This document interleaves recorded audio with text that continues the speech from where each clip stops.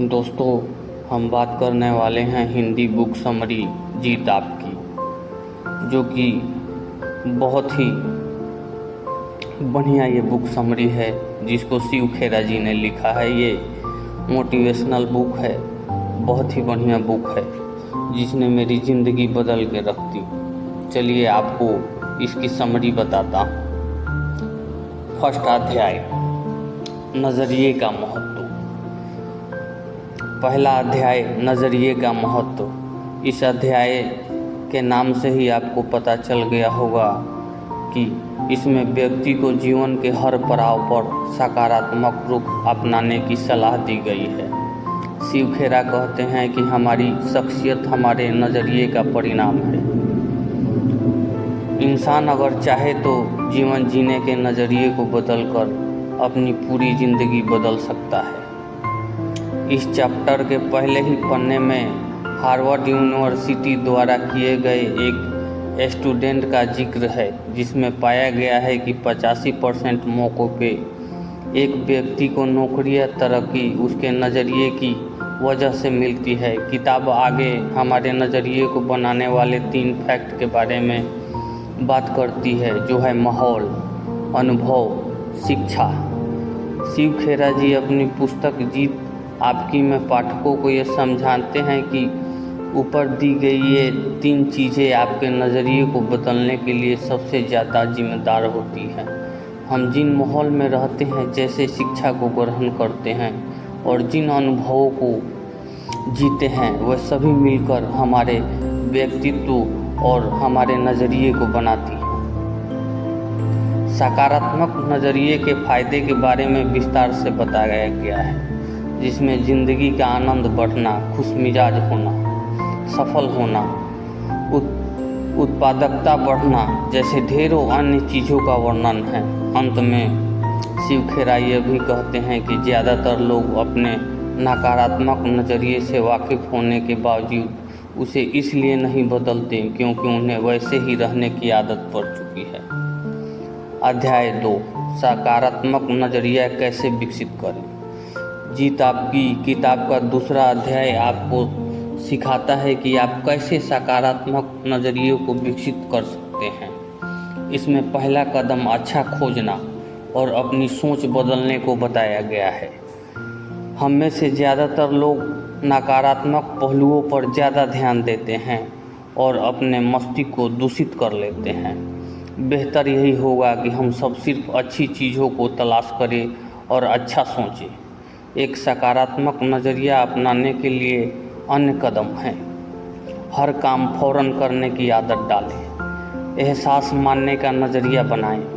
लगातार ज्ञान हासिल करने की खोज में रहें। अच्छे स्वाभिमान का निर्माण कीजिए। नकारात्मक असर से बचें। ज़रूरी कामों को पसंद करने की आदत डालें। अच्छे दिन की शुरुआत किसी अच्छे काम से करें। इस अध्याय में ऊपर दिए गए तरीकों को विस्तार से समझाया गया है। हमारा जीवन जीने और चीज़ों को देखने का नज़रिया सकारात्मक बन सके। अध्याय 3, जीत हासिल करने के तरीके। जीत हासिल करने के तरीके, इसमें उन्होंने सफल होने के अचूक तरीके बताए हैं, जिन्हें अपना कर एक इंसान सफल हो सकता है।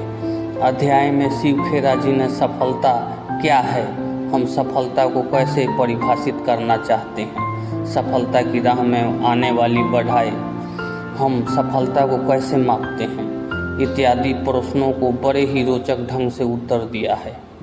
अगर आप इन सभी प्रश्नों को उत्तर पा लेते हैं तो आप सफलता के और करीब हो सकते हैं। इसमें चर्चित सभी प्रश्न हमें सफल होने की राह दिखाते हैं। उन्होंने इंसान को कामयाब बनाने वाली खूबियों का भी वर्णन किया है, जो है इच्छा, वचनबद्धता, जिम्मेदारी, कड़ी मेहनत, चरित्र, सकारात्मक सोच, जितना पाते हैं उससे अधिक दें, ढूंढता की शक्ति, अपने काम में गर्व महसूस करें, शिष्य बनने की इच्छा रखिए और कोई सलाहकार ढूंढिए। ऊपर दिए गए सभी बिंदुओं को बड़े ही रोचक ढंग से शिव खेरा जी ने समझाया है। इसके साथ ही उन्होंने इन सभी बिंदुओं को समझाते वक्त कहानियों का भी जिक्र किया है। शिव खेरा जी कहते हैं, ऊपर बताई गई सभी खूबियाँ हर इंसान में कमोबेश मौजूद है, बस ज़रूरत है पहचानने की। अध्याय 4। हमें कौन सी चीज़ पीछे धकेल रही है? हमें कौन सी चीज़ पीछे धकेल रही है? इस वाजिब प्रश्न का उत्तर देते हुए उन्होंने 20 कारणों को बताया है। इसमें खतरे उठाने से बचना, लगातार कोशिश की कमी, प्राथमिकताएं तय न करना, शॉर्टकट की तलाश इत्यादि बिंदुओं को गिनाया है। उन्होंने एक रोचक कहानी का भी जिक्र किया है। खतरे उठाने से बचने की वजह से असफलता की प्राप्ति होती है। एक बार किसी ने एक किसान से पूछा, क्या तुमने इस मौसम में गेहूं की फसल बोई है?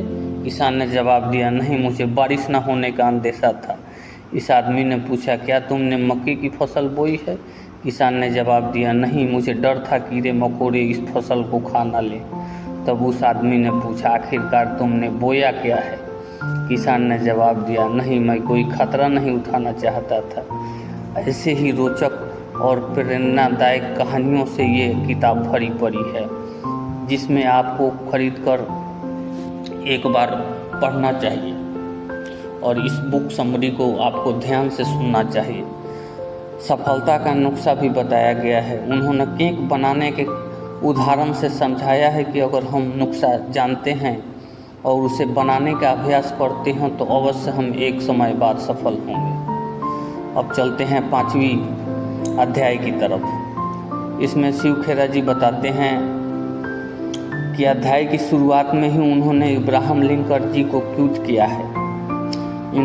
इंतज़ार करने वालों की अच्छी चीज़ें मिलती तो है, पर केवल ऐसी ही चीज़ मिलती हैं जिन्हें कोशिश करने वाले छोड़ देते हैं। Abraham Lincoln. इस अध्याय के माध्यम से शिव खेरा जी ने संदेश देना चाहा है कि जीवन में सफल होने के लिए प्रेरणा की ज़रूरत होती है, परंतु ये प्रेरणा बाहरी नहीं बल्कि आंतरिक होनी चाहिए। मोटिवेशनल स्पीकर या कोई अन्य घटना भी इंसान को मोटिवेट यानी अंत प्रेरणा देती है, न कि इंस्पिरेशन यानी प्रेरणा। हम दोनों के बीच के अंतर को भी अध्याय में अच्छे से समझाया गया है।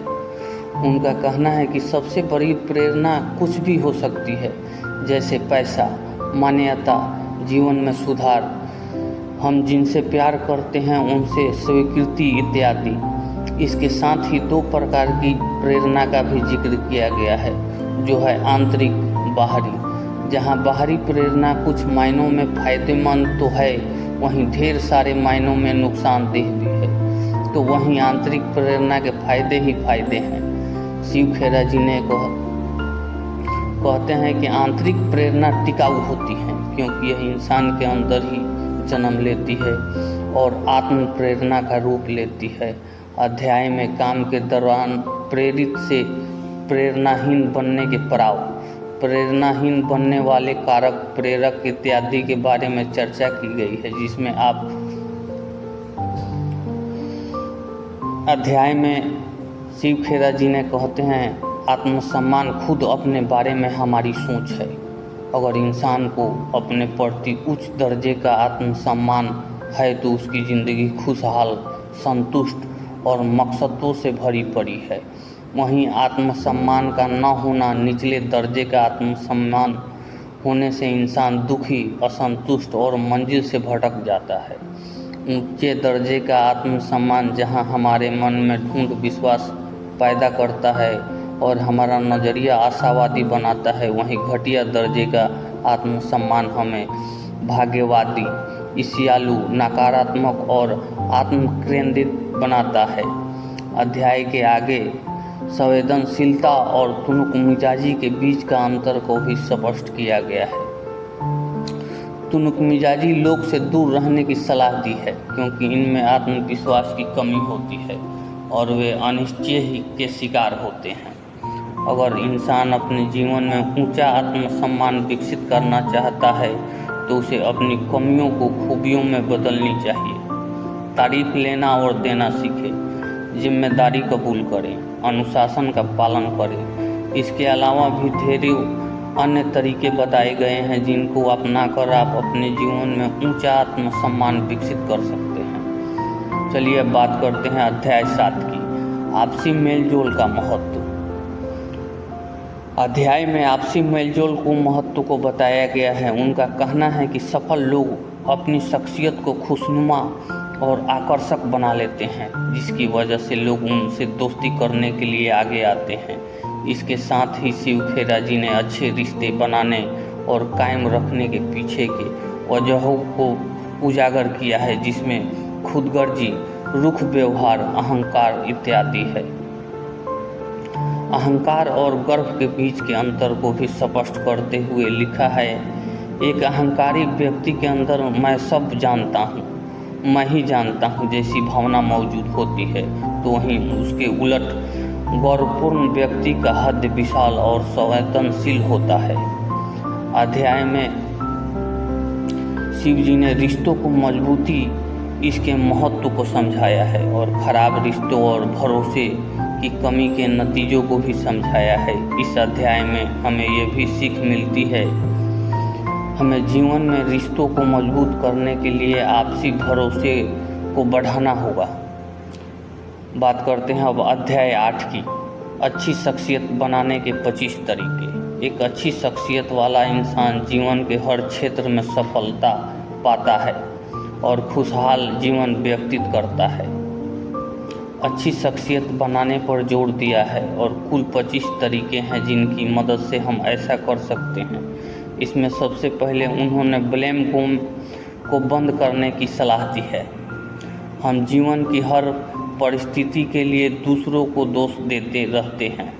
कभी हम व्यक्ति को दोष देते हैं, कभी परिस्थिति को दोष देते हैं, परंतु हम अपनी जवाबदेही तय करने से बचते हैं, जिनकी वजह से हम एक अच्छा शख्स बनने से चूक जाते हैं। इसके अलावा हमें दूसरे की परवाह करनी चाहिए और शिष्टता से पेश आना चाहिए। हम जैसा दूसरों के साथ व्यवहार करते हैं वैसा ही व्यवहार पाते भी हैं।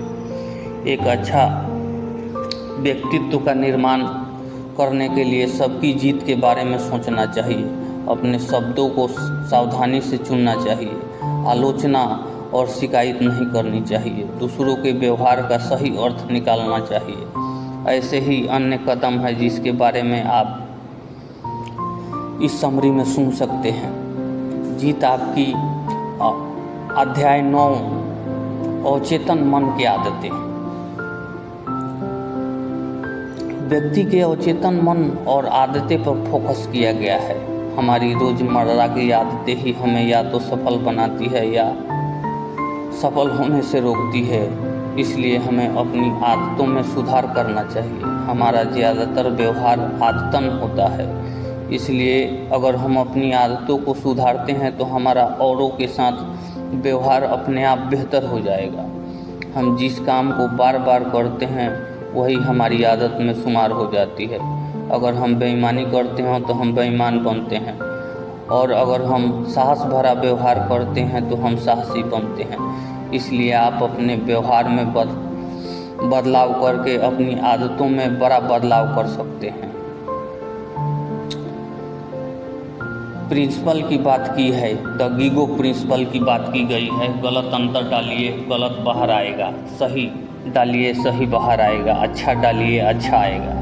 इसके माध्यम से कहा गया है कि हम जितना और जैसे अपने अवचेतन मन को देते हैं वह उसे स्वीकार करता है और फिर वही हमारे व्यवहार का हिस्सा बन जाता है। हमारे चेतन मन के पास सोचने की शक्ति होती है, इसलिए वो स्वीकार और अस्वीकार दोनों कर सकता है, परंतु हमारा अवचेतन मन सिर्फ अस्वीकार ही करता है। इसलिए हमें अपने अवचेतन मन को लेकर ज़्यादा सावधानी बरतनी चाहिए। अब बात करते हैं अध्याय 10 के, लक्ष्य बनाएं। अध्याय 10 में मनुष्य को लक्ष्य बनाने के